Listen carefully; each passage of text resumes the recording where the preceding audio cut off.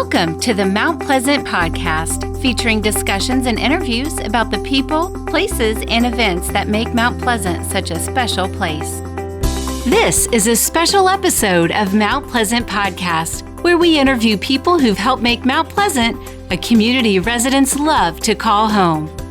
Well, this is a special edition of our podcast.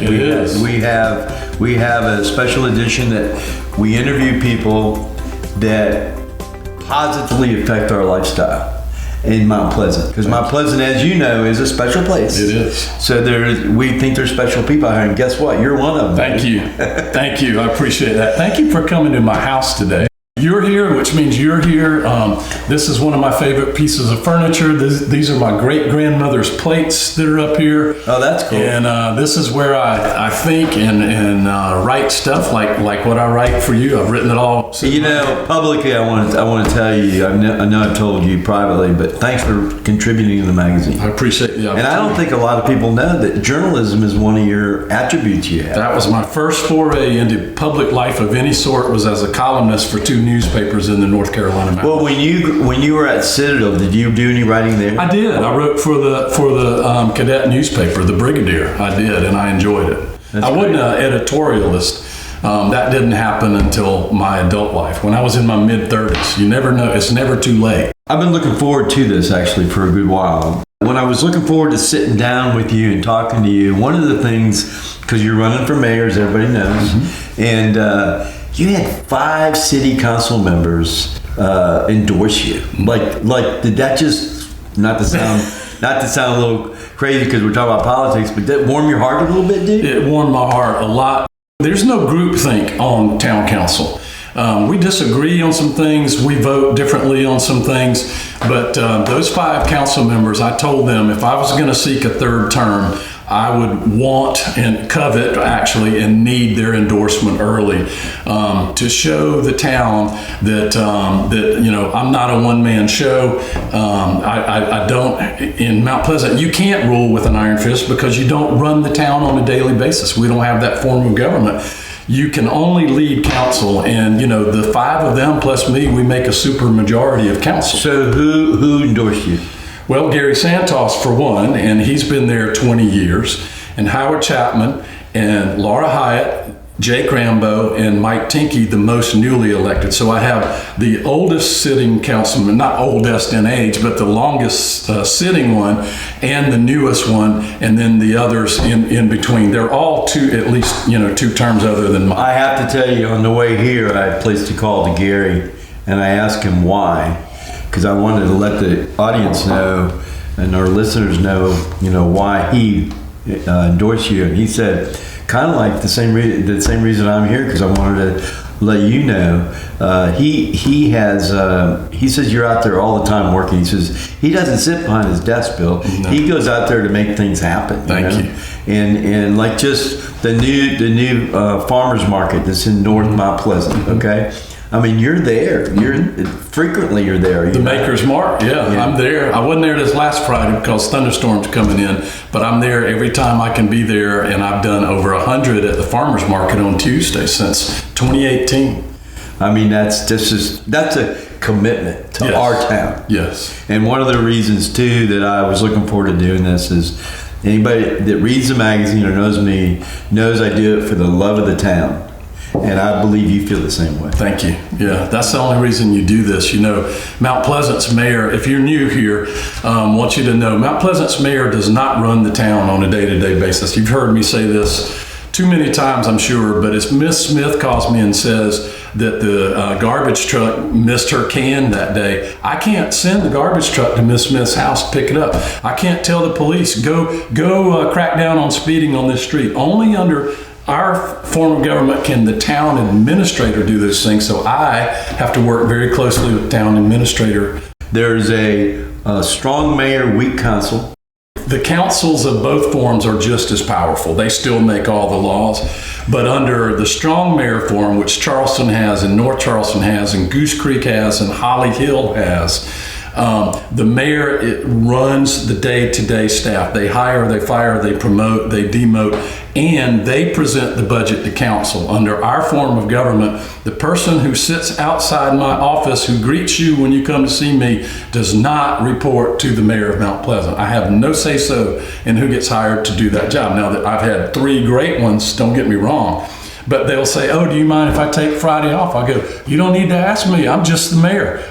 In this form of government, weak mayor, strong council. Did I say it properly? Well, council form, yeah. Yeah, in the council form, the town administrator manages the town and executes the town as a CEO of a company? Yes, and technically, though, the mayor is still the CEO because an ordinance doesn't become law without my signature.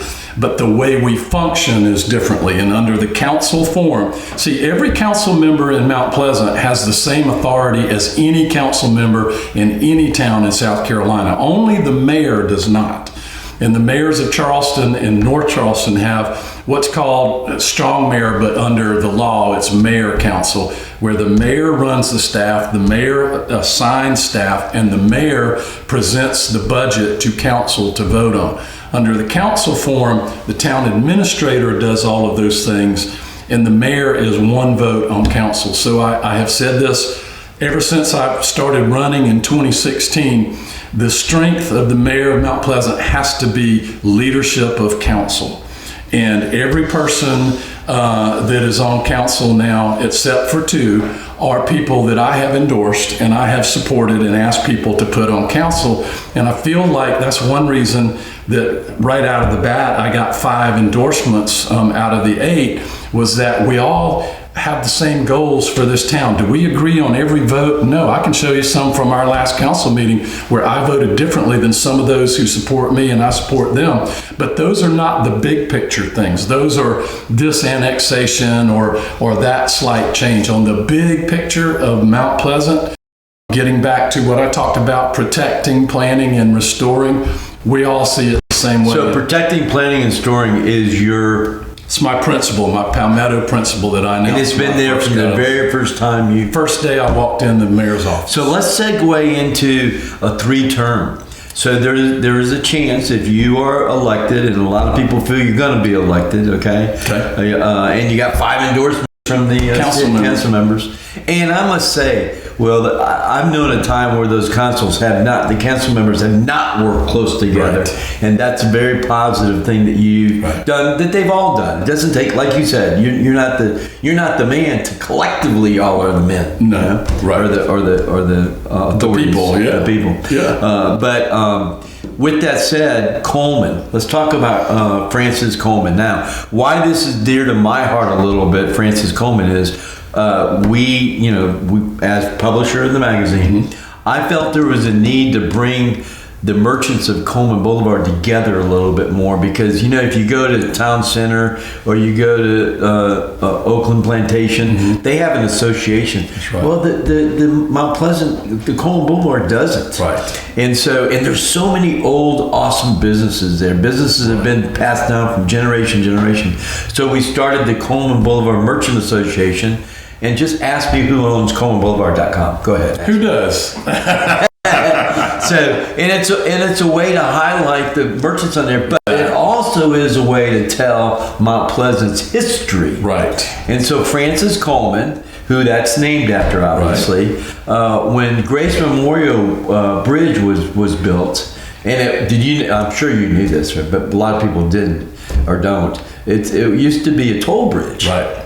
Named after him, and when he was elected in 1946, was it? I believe so. 1946. There was only 1,800 people that lived here. Wow. And when that many in some neighborhoods. Yeah, exactly. That's a good way to put it. Yeah. He was serving the community for 3 terms. You served the community for 2 terms. When you think of the fact you could be making history, how do you feel about that? I'm overwhelmed by it, actually. And, I gave a lot of thought before I ran announced for this term. I knew I was going to do a 2nd term all along. But you ask yourself, am I still relevant? And what I do still, does it still matter?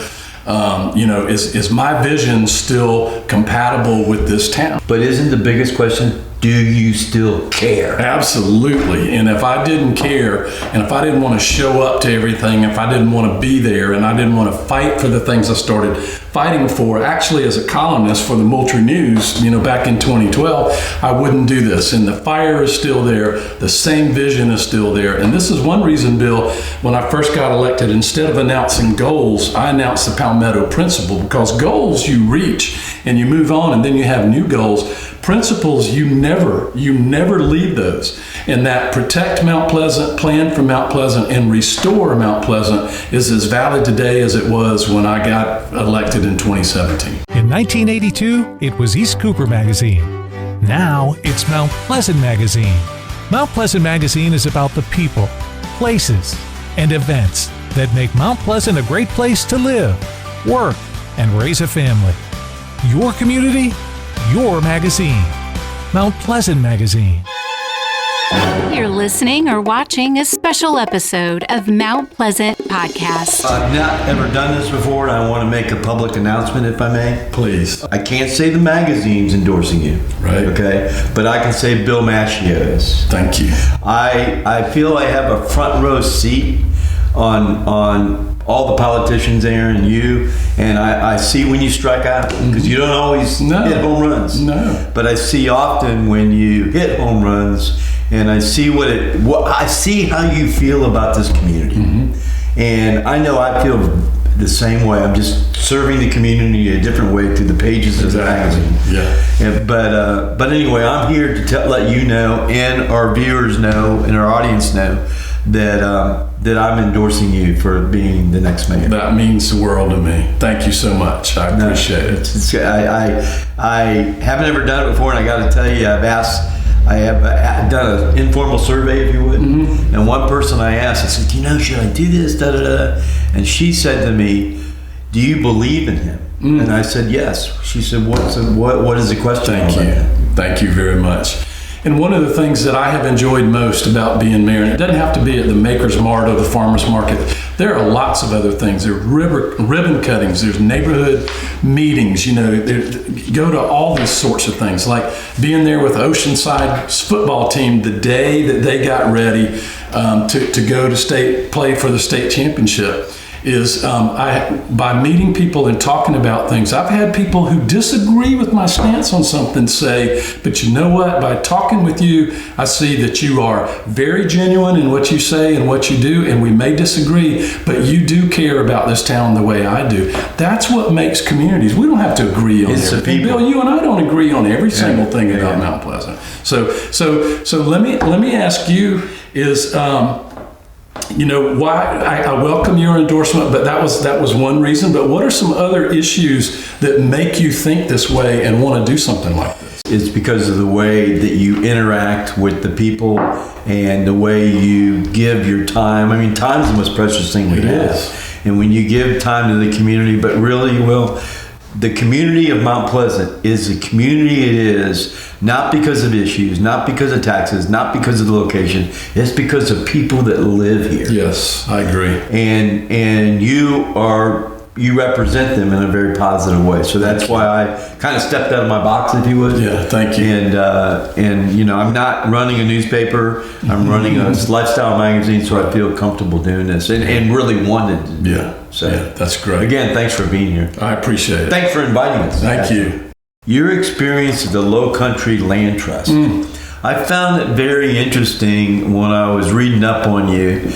Does that preservation mentality help you manage the growth of Mount Pleasant a little bit? And tell me about it, because we all think that Mount Pleasant's like the #1 growth area in the United States and not the region. What's it look like now? When I became mayor, we were the fastest growing municipality east of the Mississippi River, with double-digit growth rates, depending on when you look at it. When it was measured, it was about 14% year-over-year growth. It's now less than 2%, and that's by design.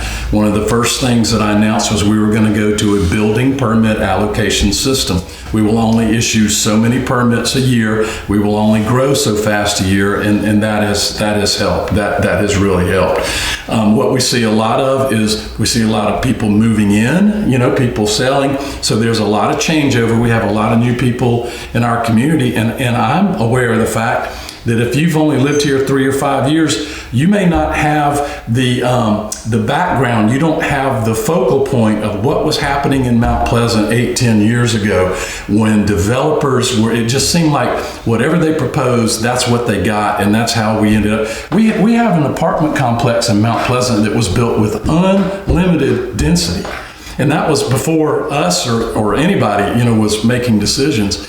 We will never go back to those days in Mount Pleasant again. And what I've seen in my 10 years as an elected official, 2 as a council member and 8 as mayor, is that people in Mount Pleasant now, when you ask them or when you do a poll, which any good candidate's going to do a poll, what's the number one issue? It's growth and development. And that's what it is. And so what we're seeing now is a lot of people purchasing and doing tear downs in our legacy neighborhoods. And we want to have reasonable, not draconian, but reasonable limits on that so that neighborhoods don't lose their character and then everything looks like it came out of the same catalog book at one time. Some of these homes today are already technically historic, and we don't want to see those, torn down. You working at the Low Country Land Trust, has it helped your leadership in the Mount Pleasant growth? Absolutely. Even though this is a suburban environment and the land trust was all about conserving rural land, the principle is always the same, that what is worth protecting and what is worth keeping is something that you put yourself out there and you work for. And I consider myself blessed that I had the better part of a decade at the Land Trust to help conserve at a landscape level hundreds, and in one case a 13,000 acre easement at Brosnan Forest. We are conserving right here the next great wave of conservation in America, and books are being written about it. One is called Homegrown National Park, is with suburban landowners, because your yard, you noticed my pollinator garden when you drove up this morning, and all my bird feeders, and I'm trying to create a food web here, and I want Mount Pleasant residents, and they're embracing this. I want more and more to start embracing. We're Mount Pleasant Magazine and our podcast. We're going to address the tree. The community forest is what it is, because it is a forest. It's very important. It's very important, and that's why we have a tree task force now to help us with the small details of all of that. That's a really worthwhile. But all I can think about when you're thinking about the Low Country Trust isn't Mount Pleasant. It's you. You must have felt really good about preserving that land that could never be touched again. Yes, and the way my two worlds converged is the first year I was mayor, got a phone call from Willie McCrae. I want to talk about Willie. The owner of Boone Hall. Everybody loved Willie. Everybody loved Willie. You think they love Willie more or Boone Hall more? I think it's close. The way it started, okay, his daddy bought that place before, and his mama, as a farmer, his mama didn't even know about it, or I'm sure she knew about it, hadn't ever been there. They would all eat dinner there in the big dining room, right? Yeah. And people would come up to the window and look through the window, and his daddy, an entrepreneur, decided they should open it up to the public. Yes, yeah. And it's now conserved with the Low Country Land. Yeah, but I want you to talk about how that all evolved. Wow. Because I'll tell you why. That man, Willie McCrae, he gave the best gift to Mount Pleasant, even though the Boone Hall is in Charleston County. Right. It's the best gift any individual has ever given the town of Mount Pleasant. It really is. If it's 640 plus acres, if it had been developed, even half of it developed, can you imagine what a nightmare that would have been for Mount Pleasant with traffic and everything? But Willie had decided on his own, in his heart, that he had a vision, didn't he? He had a vision, and protect, plan, restore, and Willie had that vision to protect Boone Hall, and he knew I had a background at the Land Trust, and he knew that Mount Pleasant had access to Greenbelt, county Greenbelt funds that are meant for the town to be spent in the town, and we, because they purchased part of that easement. Now, he donated tens of millions of dollars worth of easement and got paid for a fraction of it. But then again, that money, like you see that new Willie's Market out there that's so nice, which is a beautiful building with its own history.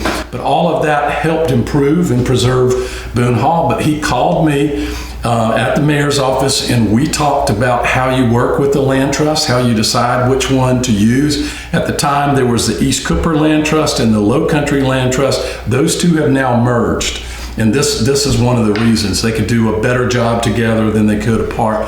And I just told him, based on my experience, this is how it works. This is what you can expect. And gave him some names of people to talk to. And I got to give it credit. Mike McShane, who lives in Charleston County, was with me on that call. Mike is a leader in conservation in the Low Country.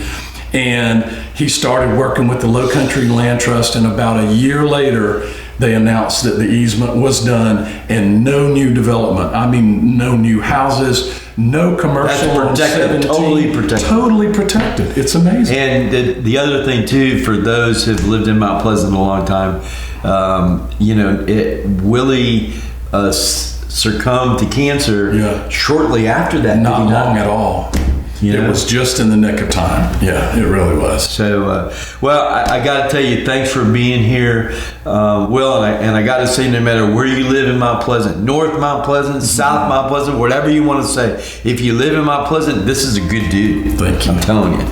Thank you for inviting us to come to your house. Thank you, Bill. Appreciate it. And thank you all for coming into my home and getting to know me a little better. Thanks for listening or watching this special episode of the Mount Pleasant Podcast. Your community, your podcast. Listen or watch past or future episodes at mountpleasantpodcast.com.